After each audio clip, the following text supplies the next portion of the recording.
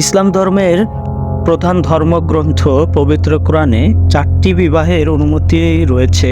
তবে কেন নবী মুহাম্মদ সাল্লাল্লাহু আলাইহি ওয়াসাল্লাম 4-এর অধিক স্ত্রী গ্রহণ করেছিলেন, এ বিষয়টা নিয়ে সারা বিশ্বে বিভিন্ন ধরনের সমালোচনা রয়েছে। আজকে আমরা এই বিষয়টি নিয়ে বিস্তারিত আলোচনা করব। সর্বপ্রথম আমরা দেখব পবিত্র কোরআনে সূরা নিসায় বিবাহের ক্ষেত্রে কি বলা হয়েছে। সূরা নিসার 3 নম্বর আয়াতে আল্লাহ সুবহানাহু ওয়া তাআলা উল্লেখ করেছেন, আর যদি তোমরা আশঙ্কা করো যে ইয়াতীমদের ব্যাপারে তোমরা ইনসাফ করতে পারবে না, তাহলে তোমরা বিয়ে করো নারীদের মধ্যে যাকে তোমাদের ভালো লাগে, 2টি 3টি অথবা 4টি।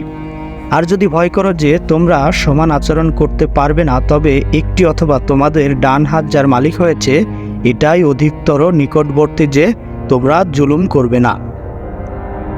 তো পবিত্র কোরআনে এখানে পুরুষদের ক্ষেত্রে 4টি বিবাহর অনুমতি রয়েছে, এর অধিক নেই। তবে কেন মুহাম্মদ সাল্লাল্লাহু আলাইহি ওয়াসাল্লাম 4-এর অধিক স্ত্রী গ্রহণ করলেন, সে বিষয়টি নিয়ে আজকে আলোচনা করব ইনশাআল্লাহ।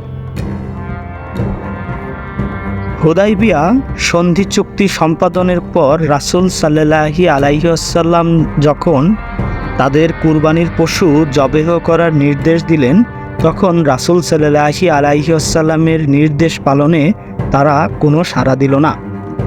তাদের এই মনোভাব প্রত্যক্ষ করে উম্মুল মুমিন উম্মে সালমা রাদিয়াল্লাহু আনহা এর পরামর্শ অনুযায়ী রাসূল সাল্লাল্লাহু আলাইহি ওয়াসাল্লাম যখন কারো সঙ্গে কোনো বাক্য আলাপ না করে নিজে কুরবানির পশু জবেহ করলেন, তখন তার অনুসরণে নিজ নিজ কুরবানির পশু জবেহ করার জন্য সাহাবাগণ রাদিয়াল্লাহু আনহু দৌড়াদৌড়ি শুরু করে দিলেন এবং নিজ নিজ পশু জবেহ করলেন। উক্ত ঘটনা থেকে এটি সুস্পষ্টভাবে প্রতীয়মান হয় যে প্রতিষ্ঠিত কোনো প্রথার মলোৎপাটন করার ক্ষেত্রে একথা ও কাজের প্রভাবের মধ্যে পার্থক্য কতটুকু। এ কারণেই জাহেলি যুগের পোষ্যপুত্র প্রথার বিলোপ সাধনের ব্যাপারটিকে শুধু কথার মধ্যে সীমাবদ্ধ না রেখে রাসূল সাল্লাল্লাহু আলাইহি ওয়াসাল্লাম পোষ্যপুত্রের স্ত্রীর সঙ্গে তার বিয়ের মতো একটি শক্তিশালী মাধ্যম অবলম্বনের জন্য আল্লাহ তাআলার নির্দেশ প্রদান করলেন। উক্ত বিষয় সম্পর্কেও কার্যে পরিণত হওয়া মাত্রই মুনাফিকরা রাসূল সাল্লাল্লাহু আলাইহি ওয়াসাল্লামের বিরুদ্ধে খুব জোরে সোরে মিথ্যা ও বিদ্বেষমূলক প্রচারণা শুরু করে দিল। আর এসব অপপ্রচারের মূল সূত্র হিসেবে মুনাফিকরা শরীয়তের যে রীতিটি নিয়ে তোলপাড় শুরু করে দিল, তা হচ্ছে রাসূল সাল্লাল্লাহু আলাইহি ওয়াসাল্লামের 5ম বিবাহ। মুসলমানদের একই সঙ্গে 4 জনের বেশি স্ত্রী রাখা নিষিদ্ধ। সেহেতু এ বিষয়ের ফলে জয়নব রাদিয়াল্লাহু আনহাকে 5ম স্ত্রী হিসেবে রাসূল সাল্লাল্লাহু আলাইহি ওয়াসাল্লাম গ্রহণ করলেন। তখন তারা এটি মোক্ষম সুযোগ পেয়ে গেল। তাছাড়া যেহেতু জায়েদ রাসূল সাল্লাল্লাহু আলাইহি ওয়াসাল্লামের পোষ্যপুত্র হিসেবে গণ্য করা হতো, সেহেতু তিনি যখন জায়েদের তালাকপ্রাপ্ত স্ত্রীর সঙ্গে বিবাহ বন্ধনে আবদ্ধ হলেন, তখন অপপ্রচারের জন্য তারা আরও একটি সুযোগ হাতে পেয়ে গেল। অবশেষে আল্লাহ তাআলা সূরা আহজাবের কয়েকটি আয়াত নাজিল করে সমস্যার সমাধান করে দেন। এতে সাহাবায়ে কিরাম রাদিয়াল্লাহু আনহু অবহিত হন যে ইসলামে পোষ্যপুত্র সম্পর্কে কখনোই কোনো বৃত্তি মর্যাদা নেই।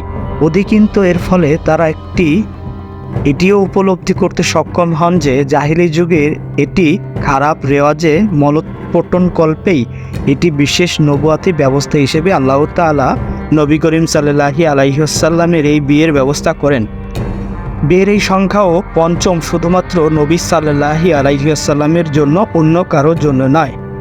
তো বন্ধুরা, যারা মূলত এই বিষয়টি নিয়ে সমালোচনা করেন, তারা ইসলামের ইতিহাস এবং তৎকালীন মুহাম্মদ সাল্লাল্লাহু আলাইহি ওয়াসাল্লামের পরিবেশ পরিস্থিতি সমাজ ব্যবস্থা সম্পর্কে জানতেন না এবং আল্লাহ সুবহানাহু ওয়া তাআলার যে নির্দেশ ছিল বিশেষ কারণে সে বিষয়ে তারা অবগত নয় বলেই তারা এ ধরনের বিরূপ মন্তব্য এবং আলোচনা করেন এবং মনে এ ধরনের প্রশ্ন ধারণ করেন। তো আশা করি এই ভিডিওটির মাধ্যমে এ বিষয় সম্পর্কে আমরা একটি সংক্ষিপ্ত আলোচনা করতে পারলাম। আশা করি এরপরে আর এই বিষয় নিয়ে মনের মধ্যে কোনো সংশয় থাকবে না, যেহেতু আল্লাহ সুবহানাহু ওয়া তাআলা বিশেষ একটি প্রেক্ষাপটকে কেন্দ্র করেই আল্লাহ সুবহানাহু ওয়া তাআলা নির্দেশ দিয়েছিলেন এবং এটি ছিল পোষ্যপুত্রের বিলুপ ঘটানোর একটি নির্দেশনাও বটে। এবং যেহেতু কোরআনের আয়াতে এ বিষয় সম্পর্কে উল্লেখ রয়েছে এবং আল্লাহ সুবহানাহু ওয়া তাআলা নির্দেশ দিয়েছেন, সেহেতু এটার বিপরীতে যে কথা বলার ক্ষমতা বা অধিকার অন্য কোনো মানুষের নেই। তো বন্ধুরা, দেখা হবে পরবর্তী ভিডিওতে। আমাদের ভিডিও ভালো লাগলে আমাদের চ্যানেলটি সাবস্ক্রাইব করুন। আল্লাহ হাফেজ।